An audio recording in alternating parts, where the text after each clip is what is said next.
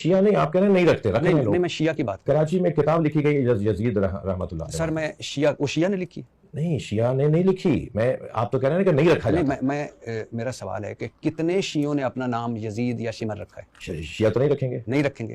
تو کیوں رکھیں گے حضرت علی کے بیٹے کا نام عمر، حضرت حسن کے بیٹے کا نام عمر، حضرت زین العابدین نے اپنے بیٹے کا نام. یہ کہاں سے طے ہے کہ حضرت عمر ابن خطاب کا نام ہے؟ یہ کہاں سے طے ہے کہ حضرت عمر ابن خطاب کا نام ہے؟ حضرت ابوبکر ابن قحافہ کا نام ہے. وہ یہ کہاں سے طے کر رہے ہیں کہ وہ نام جو اہل بیت نے رکھے وہ ان کے نام تھے؟ یہ نام تو چلے آ رہے تھے نا، ان کے اجداد میں بھی نام. یزید اور شمر ممنوع ہو گئے جب سے واقعہ کربلا ہوا. میں تو اپنے بیٹے کا نام یزید یا شمر نہیں رکھوں گا. ٹھیک ہے، میں شیعہ بھی نہیں ہوں.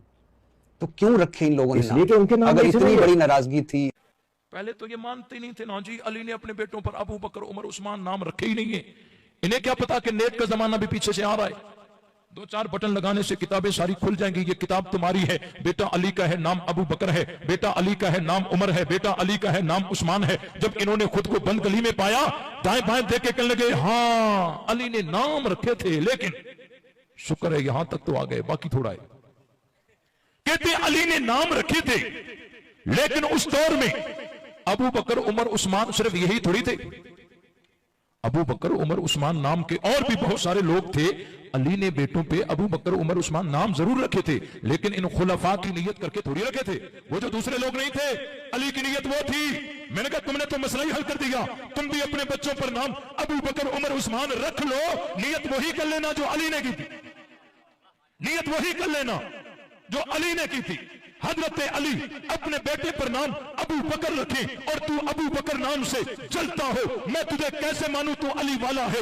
علی اپنے بیٹے پر نام عمر رکھے، تو عمر نام سے چلتا ہو، میں تجھے کیسے مانوں تو علی والا ہے. علی اپنے بیٹے پر نام عثمان رکھے اور تو عثمان نام سے چلتا ہو، میں تجھے کیسے مانوں تو علی والا ہے. علی کا راستہ الگ ہے، تیرا راستہ الگ ہے. ہم کل بھی حیدری تھے، آج بھی حیدری ہیں. بھائی واہ ماشاءاللہ، ارشاد بھٹی صاحب نے ایک بار پھر 6 لگا. یہ بہت اچھا سوال پوچھا ہے، کیونکہ اہل تشیع میں میرے بہت سے دوست ہیں، لیکن ان سے میرا اختلاف ہمیشہ یہی رہا ہے کہ وہ خلفائے راشدین کو نہیں مانتے. اور چند ایک لوگ ایسے ہیں جو حضرت ابو بکر صدیق، حضرت عمر فاروق رضی اللہ تعالیٰ عنہ، حضرت عثمان غنی رضی اللہ تعالیٰ عنہ کو گالیاں دیتے ہیں. لیکن ہم نے بچپن سے لے کے آج تک صرف ایک ہی چیز سنی ہے کہ یہ ان ناموں کو گالیاں دیتے ہیں، جبکہ حضرت علی رضی اللہ تعالیٰ عنہ نے انہی ناموں سے اپنے بچوں کے نام رکھے تھے. تو کیا یہ ان کا پاس نہیں رکھ سکتے؟ ویسے ہی حضرت علی کو بہت پرومیننٹ شخصیت مانتے ہیں، اور الحمدللہ وہ ہیں بھی. بہت عقیدت ہے ان کی حضرت علی کے ساتھ، بہت محبت ہے. حضرت علی کے نام پہ ان کی جان قربان ہے. لیکن جس دین پر وہ عمل کرتے تھے، یہ اہل تشیع لوگ اس دین پہ عمل کیوں نہیں کرتے؟ یہ بھی اپنی اولاد کے نام عمر، ابو بکر، عثمان کیوں نہیں رکھتے؟ مطلب یہ کیا حضرت علی سے زیادہ محبت کرنے والے لوگ ہیں اللہ اور رسول صلی اللہ علیہ وآلہ وسلم سے، یا نبی کے گھرانے سے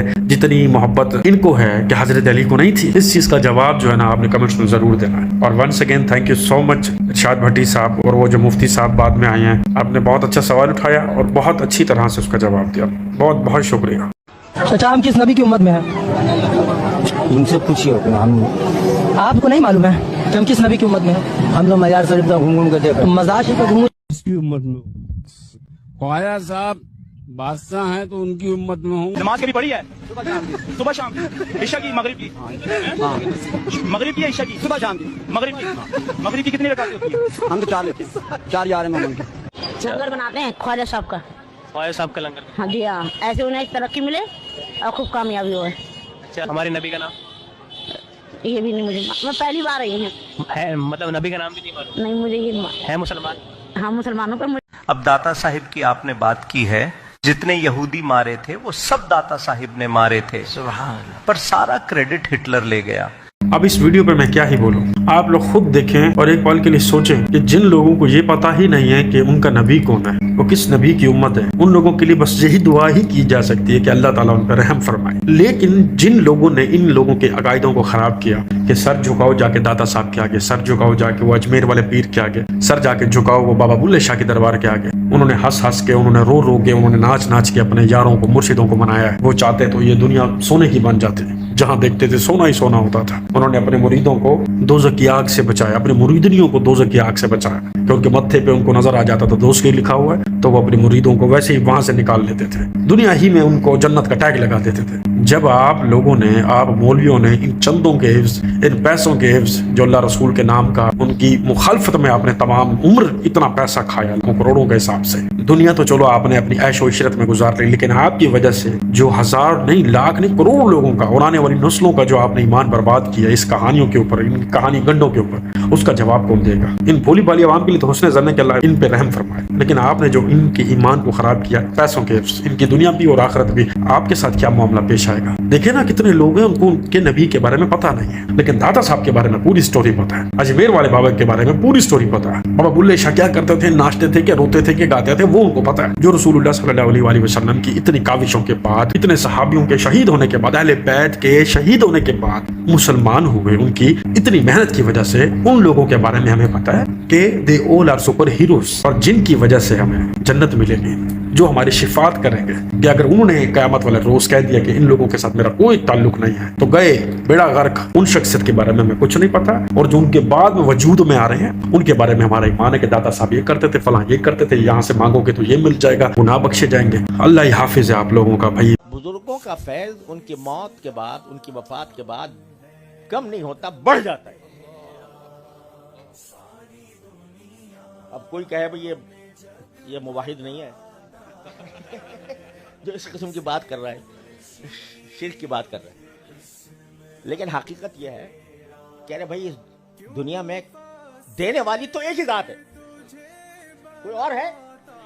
अगर कोई उस्ताद, अगर कोई शेख, अगर कोई वालिद, अगर कोई पीर किसी को कुछ इल्म देता है या उसकी रहनुमाई करता है तो वो अल्लाह की अता की वजह से करता है। अल्लाह जिसको चाहे वास्ता बना दे, वो वास्ता बना दे, वो वास्ता चाहे तो कोहतूर को बना दे, वो चाहे तो आग को बना दे, उसके जरिए पहुंचा दे, वो जिसको चाहे वास्ता बना दे, वो वास्ते के जरिए अता फरमाता है। वास्ता जिसको चाहे बना दे, वो जिंदा को बना दे या मुर्दा को बना दे। तो इसलिए अल्लाह तबारक व तआला की तरफ से जो फैज है वो अल्लाह ही का है, अता है, मोती हकीकी सिर्फ एक है, और जो कोई है वो उसका उसने वास्ता बना दिया, उसको एहसान मानना चाहिए कि मुझे अल्लाह ने मुझे वास्ता बना दिया।